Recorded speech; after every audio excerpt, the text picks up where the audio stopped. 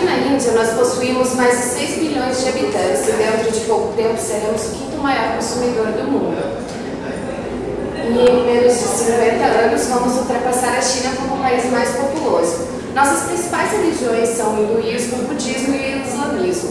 A modernização na Índia é a rápida mudança de hábitos de consumo, aliada a fatores como o grande aumento na produção de grãos e a instalação de fast foods e restaurantes ocidentais do país, faz prever um aumento de consumo de mais de 100% até 2015. A principal mensagem da nossa cultura é a aquisição de conhecimento e a remoção da ignorância. Namastê, meu nome é Matlav e eu moro numa aldeia na capital da Índia. Eu e meu marido somos fazendeiros.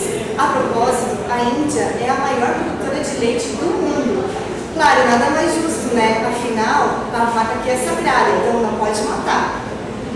Além disso, em breve nós seremos o país que mais consumirá no mundo inteiro. Aqui na Índia a gente tem até McDonald's, embora 50% da população seja vegetariana.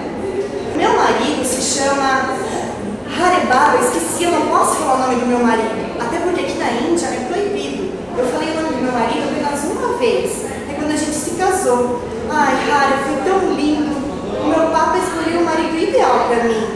Nós pensamos muito em ter filhos, eu e meu marido, porém eu tenho muito medo que aqui na Índia tem muito fetocídio.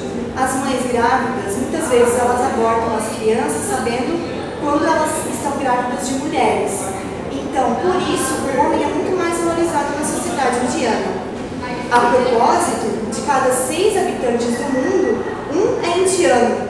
Hare, quanta gente nesse mundo! Então é isso, espero que o Deus Brahma, a deusa Shiva e o Deus Buda fiquem com vocês. Namastê!